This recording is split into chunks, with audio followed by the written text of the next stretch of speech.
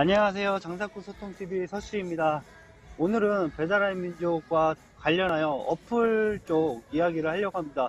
제가 저번 영상에 어플의 불편한 얘기를 조금 했는데, 제도가 바뀌어서 1%의 수수료가 낮아졌는데 왜 사장님들이 불만인지 그거에 대해서 물어보려고 하거든요. 일단 사장님 소개 좀 먼저 해주세요. 네, 저는 대구 쪽에서 프랜차이즈 회사 운영하고 있고요. 그리고 배달 전문 프랜차이즈를 하다 보니까 배달 어플에 대해서 자세하게 설명을 드릴 수 있을 것 같아서 이렇게 연락드렸습니다. 연락을 영상을 보고 연락을 주셨잖아요. 네네. 저 아무도 연락을 안 주셔서 혹시나 안 오는가 네. 했는데 연락을 주셔가지고 너무 고맙더라고요. 아니요, 그냥 약간 소신 발언일 수도 있고, 모두를 위해서 설명을 드려야 될 것 같아서 저도 답답한 마음에 좀 연락을 드렸어요. 저는 이제 제가 배달을 안 하니까 네. 이 제도가 지금 현재 새로 바뀌는 제도가 좋은 겁니까? 아니면 나쁘다고 생각이 드는 거예요? 누구한테는 좋을 수도 있고, 누구한테는 안 좋을 수도 있어요. 그럼 그래서 좋은 매장은 신규 매장 아니면 기존에 있던 매장? 좋은 매장은 신규 매장이든 기존 매장이든 그거는 상관없고요. 예, 그냥 광고비를 최소한으로 사용하시면서 매출이 적은 업소들 있잖아요. 예. 네, 그런 업체들만 좋은 것 같아요. 제가 봤을 때. 아, 매상이 많은 매장일수록 불리하다? 네, 그렇죠. 어, 이게 수수료가 낮아졌는데 왜 그렇게 되는 거죠? 수수료가 정말 6.8%든 0원이든 5.8%든 이게 지금 중요한 사안이라고 나오는데 네. 저 같은 경우에는 매출이 1,000만 원, 2천만 원 파는 게 아니라 3천에서 5천만 원 이렇게 팔다 보니까 그에 대해서 수수료를 많이 부담하긴 합니다. 근데 수수료일 수도 있고 이제 광고비 형태로 내보낼 수도 있다 보니까 저 같은 경우에는 처음부터 다 네. 설명을 드리자면 네. 이게 과거에 배달의 민족이랑 요기요 그런 배달을 중개해주는 어플이 생기기 전에는 업주가 직접 전단지를 붙이고 그리고 시식 이벤트를 하든 주문 고객에게 서비스를 주든 아니면 사장님이 친절하게 대해서 단골이 생기든 그런 형태로 광고라는 그런 비용을 지불을 하고 있었어요. 근데 제가 그 시절 당시에 장사를 한 건 아니다 보니까 정확하게 말씀드리긴 힘든데 그때는 배달을 전문으로 하는 업소는 치킨, 피자, 찜닭 이런 것처럼 누가 봐도 배달 전문 업소인 그런 것만 존재했고 지금처럼 모든 외식 파트의 음식들은 배달을 하지 않던 시절이었습니다. 즉 경쟁은 있었지만 지금보다는 경쟁이 심하지는 않았다는 말이죠. 다시 돌아와서 배달 중개 어플이 생긴 이후에는 전단지를 붙이는 그런 노력을 안 해도 매출을 쉽게 끌어올릴 수 있는 방법이 어플이라는 게 소문이 나면서 점차 혜택을 보는 업주를 보게 되고 그로 인해서 이용하는 업주가 많아지다 보니까 배달의 민족, 요기요, 배달통 이런 해당 어플들이 호황을 누리기 시작을 했다고 봐요. 그 다음에 고객도 주문하기 편하고 전단지 냉장고에 안 붙여놔도 되고 그리고 업주도 전화를 안 받아도 주문이 들어오고 그런 식으로 둘 다 윈윈할 수 있는 방향이 새롭게 생긴 거죠.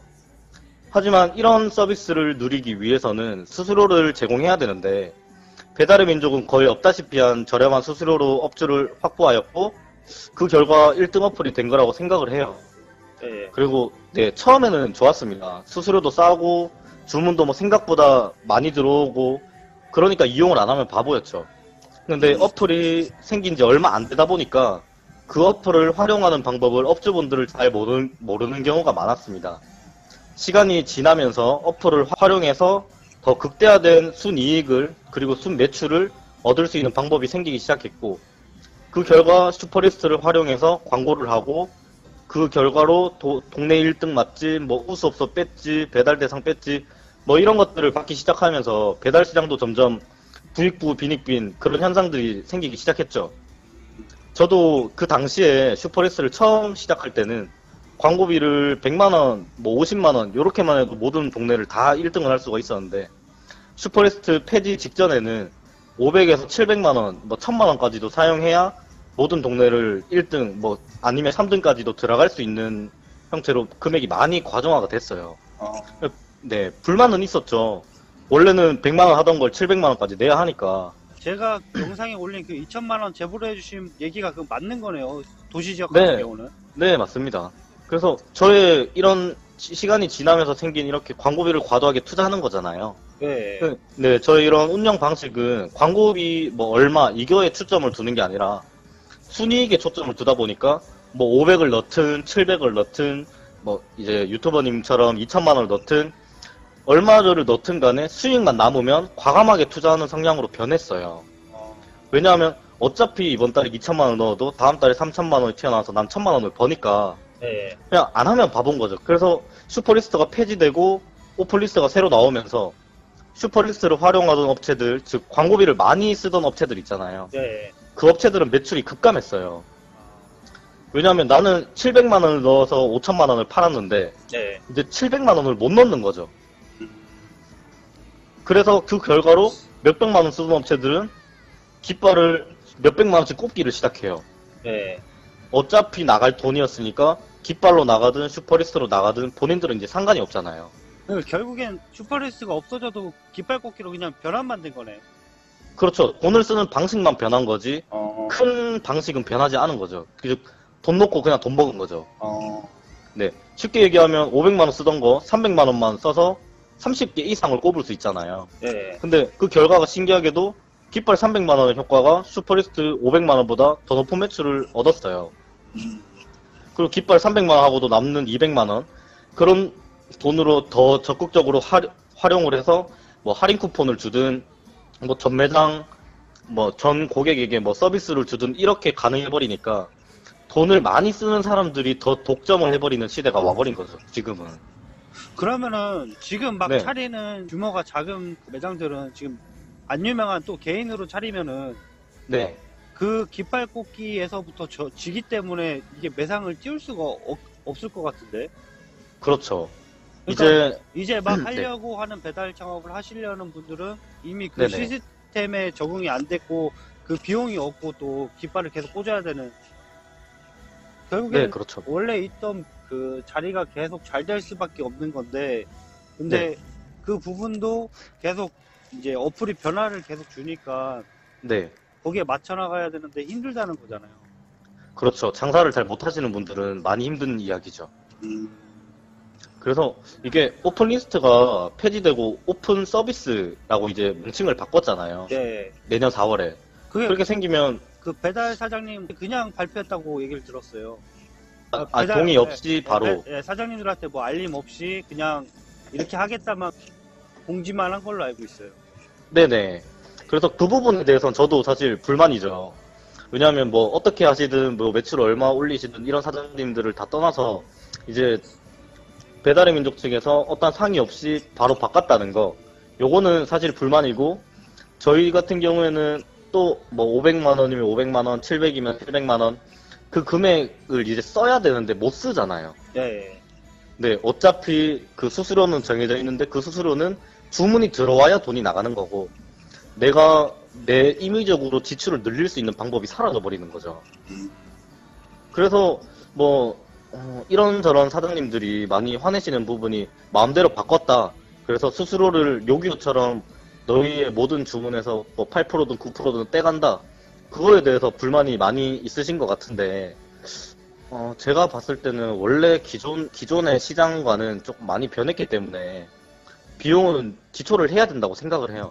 다만 지금 이제 서비스가 바뀌면서 생기는 불만들이나 그런 문제점들은 한 5천만 원, 뭐 6천만 매출들 못 찍을 가능성이 높아진다는 거죠. 이게 배달의 민족을 제가 이용하면서 돈을 벌고 있었던 케이스고 예. 배달의 민족에 대해서 안 좋은 인식도 되게 많지만 어플 덕분에 돈을 벌었다는 건 부정은 못합니다. 이게 그렇죠. 정확한 왜냐하면 어플에서는 정확한 수치로 내 지출과 내 매출을 확인할 수가 있고 효과적으로 운영하려고 뭐 분석도 하고 뭐 깃발 위치도 바꿔가고 손님한테 어떤 서비스를 주고 그런 식으로 발전을 하는 계기도 되었어요. 좋게 말하면. 그래서 배달의 민족 그리고 그 다음에 생각했을 때 배달의 민족도 기업이고 공기업이 아니잖아요. 그게. 네. 네, 수익 창출이 목표인 회사인데 제가 배달의 민족을 옹호하고 그런 게 아니라 이번 오픈 서비스 변경권은 제 개인적으로는 아쉬운 선택이고 요기요랑 비슷하게 가는 방향이라고 생각이 되나 자본주의에는 좀 맞지 않는 방향이라고 생각을 하거든요. 왜냐하면 공급과 수요에 의해서 가격이 형성되는 게 자유경쟁 시대에서 그런 가격이 형성되는 거잖아요. 예. 네, 모두가 광고 하나만 노출되고 공정하게 주문을 나눠 먹는 방향으로 즉 자본주의보다는 약간 나쁘게 말하면 공산주의 느낌으로 가고 있다는 그런 생각을 하고 있습니다. 아, 그러니까 자본주의 시스템을 배제하고 정말 맛있고 뭐 정성을 다해서 만드는 초기 배달업자들에게 기회를 주고 싶어서 그러는 건지 아니면 배달의 민족 그들의 수입만을 위한 것인지는 이거는 사실 제가 어떻다 정확하게 정의는 못하지만 좀 다 같이 생각해봐야 되는 문제라고 생각을 하고요. 그쵸. 이게 바뀌면서 장점과 단점이 무조건 존재하고 네네. 생각이 다른 분들도 분명히 존재하기 때문에 이건 뭐 네. 어쩔 수가 없어요. 왜냐면 매상이 높았던 매장이랑 매상이 낮았던 매장이랑 서로 네. 생각이 틀리니까 그렇죠. 정답은 없는데 네. 근데 이제 대부분이 매상이 높았을 때를 생각할 수밖에 없어요. 그냥 내 자신도 지금은 낮은데 나중에는 높게 올라가고 싶잖아요. 네네. 예, 그래서 생각을 할 수밖에 없어요. 근데 제가 이제 여기부터는 약간 재수없는데 네. 예, 저는 뭐 수수료를 제하더라도 아니면 뭐 매출 대비 광고비 이런 것도 되게 중요하지만 지금 장사가 안 된다고 하시는 사장님들이나 네. 뭐 프랜차이즈를 이제 믿고 하셨다가 폐점하는 사장님들 있잖아요. 네.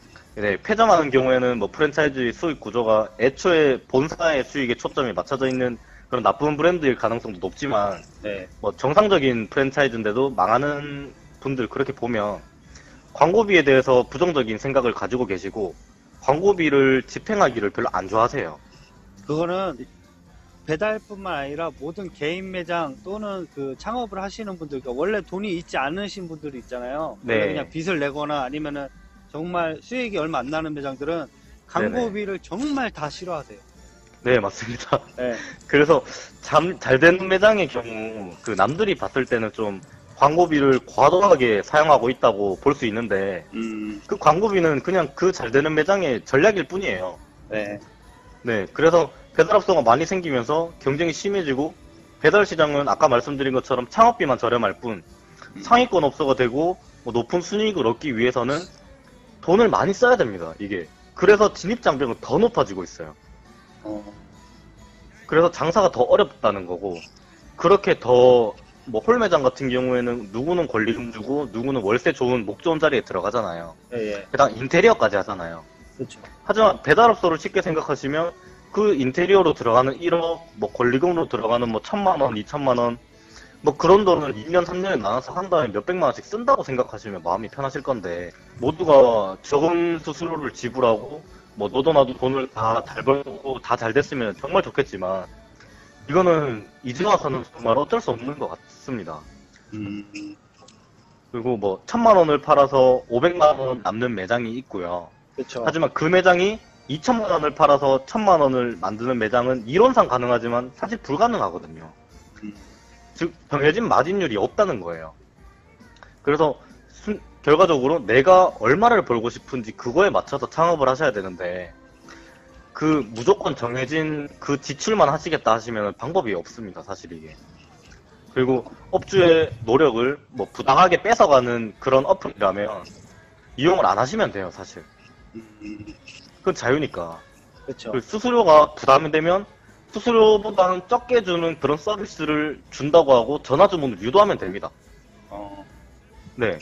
그리고 음식이 맛있다고 해서 장사가 잘 되는 것도 아니고 또 음식이 맛없다고 해서 장사가 안 되는 것도 아닌 것처럼 그렇죠. 정말 정답은 따로 없는데 하지만 음식이 맛있으면 뭐 재주문이 이어질 가능성이 높고 맛이 없으면 재주문할 확률은 거의 없다고 보는 것처럼 맛으로 승부하는 것도 좋지만 뭐 제 생각에는 맛과 서비스는 기본이고 그 부가적인 혜택을 고객에게 줘야 살아남을 수 있다고 생각을 하거든요. 그런 매출을 쉽게 발생시킬 수 있도록 도와주는 게 어플의 역할이라 생각을 하고요. 저의 지금 불만과 많은 분들의 불만은 과거의 배달의 민족은 스스로 0%를 광고하면서 그리고 한 개, 두 개만 집행해도 되는 상황이었지만 이제는 모든 주문에 대해서 스스로 지급을 당연하게 만들어진 그런 급격한 변화 때문에 불만인 것 같아요. 그렇죠. 안 나가던 거를 이제 나가야 네. 되고 매출 하락이 될까봐 두렵기도 한 거잖아요. 어떻게 보면은. 네, 맞습니다. 저 같은 경우에도 처음부터 이렇게 다 알게 된 건 아니고요. 그렇죠. 네, 저희 부모님도 가게를 하셨는데 그 가게 같은 경우에는 저희 부모님이 하는 음식이지만 정말 맛있었어요. 네. 직접 양념도 다 하시고, 배달도 진짜 10분, 15분 안에 다 가시고, 음. 그러면서 사람은 많이 써야 되는 그런, 요리에만 되게 집중하는 그런 식당 있잖아요. 네. 근데 그렇게 해도 한 달에 매출이 얼마 안 됐어요. 그냥 손님한테 안 알려졌기 때문에. 그쵸. 근데 이제 지나고 나서 저만의 브랜드를 만들고 배달에 완전 그냥 노하우를 그냥 갈아 넣어가지고 만든 브랜드를 하다 보니까 그렇게 정성스럽게 어느 정도의 정성과 노력은 들어가겠지만 음식에만 목매는 시대는 이제는 좀 지났다는 거죠. 그쵸. 그게 요식업만큼 경쟁자가 많은데도 그 누워서 감 떨어지길 바라는 사람이 좀 많아 보이는 건 사실이에요. 그래서 뭐 그분의 노력이 헛됐다는 게 아니라 방법을 제대로 몰랐기 때문에 그런 매출이 안 나오는 현상이 생기는 거고, 돈을 안 쓰고 매출이 나오는 방법 분명히 있겠지만 지금 상황에서는 사실 돈을 써야 매출이 나오는 구조이기 때문에 어쩔 수가 없다고 생각을 합니다. 이게 사장님들한테는 자기만의 특별하고 그런 하나뿐인 매장이지만 그게 홀 매장이든 배달 매장이든 소비자들한테는 넘치는 메뉴와 그냥 정말 수많은 가게 중에 흔한 식당 한 개일 뿐이고, 몇십 년이 되었건 뭐 1년이 되었건 2년이 되었건 당신의 가게는 이제 소비자들에게는 특별하지 않다는 거죠, 이제는. 그쵸. 그래서 제가 정말 뭐 어플을 옹호하고 그런 스타일은 아니지만 배달업을 하시는 분들에게 팁을 드리자면 순이익을 얻기 위해서 수단과 방법을 가리시면 안 된다고 생각을 해요. 이게 직접 자체적으로 배달을 가서 뭐 인사 90도로 하고 문도 살살 열고 살살 닫고 강아지가 뭐 예쁘면 예쁘다고 말도 해주고 막 그런 식으로도 하고 출발했다고 문자도 보내고 그런 노력들도 다 있잖아요, 사실. 그쵸. 네, 근데 그런 걸 안 하는 분들이 되게 많아요.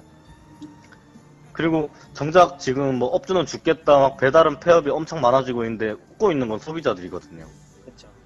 네, 배달 어플끼리 선점하려고 막 쿠폰 날리고 소비자들한테 할인을 막 해줘도 그 할인을 해주는 것도 많으니까 이제 그 할인을 해줘도 안 먹고 딴 데서 시켜 먹는 경우도 생겨버리고, 뭐 그렇지만 이 모든 건 그냥 우리가 만들었다고 생각을 하는 거죠. 내가 광고를 과도하게 해서 남들도 과도하게 해서 따라왔다 이런 개념보다는 나 말고도 아니면 그러니까 업주들이 그렇게 내 혼자 덜 잘 살려고 광고를 심하게 하다 보니까 이게 상향 평준화가 돼버렸어요. 네.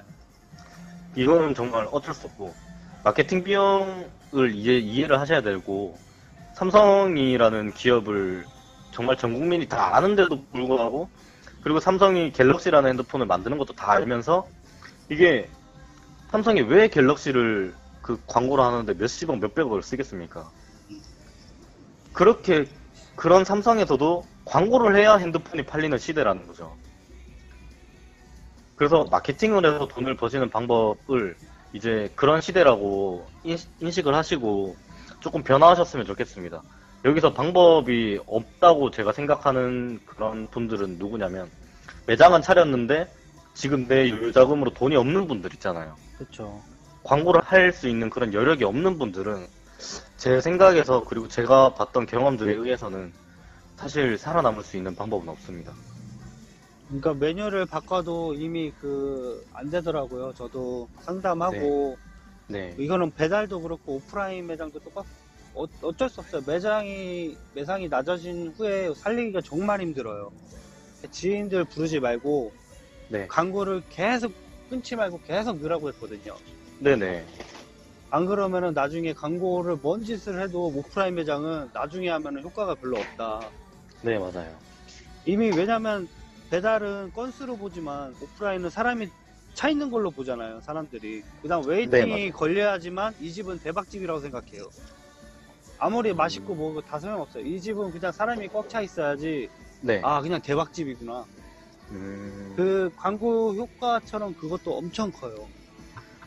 홀 매장과 배달 매장 다르게 생각하실 수도 있는데, 네. 똑같이 생각하면 뭐냐면, 이제 웨이팅 있고 막 정말 그냥 눈에 보이는 그렇게 꽉 찬 손님들 있잖아요. 네.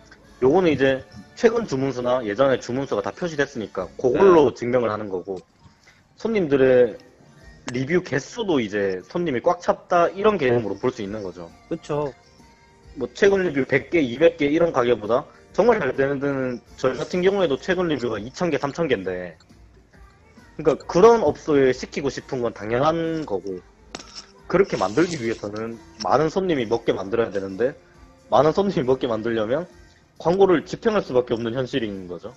아, 그리고 지금은 두 가지를 조심해야 되는데, 한 가지는 대기업 프랜차이즈 갑질이고요. 네. 한 가지는 영세한 프랜차이즈 본사가 문을 닫아버리는 경우.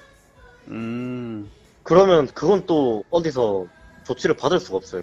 그래서 적당히 내실 있는 기업을 찾는 게 이제 창업희망자 분들이 하셔야 될 일이고, 그 다음에는 해당 브랜드에 대해서 아까 말한 것처럼 알아보러 다니시는 게 나을 것 같아요.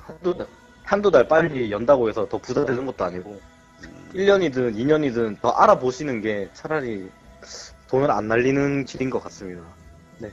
뭐 이 정도까지 하면 될 것 같고요. 네. 네, 감사했어요. 네, 감사합니다.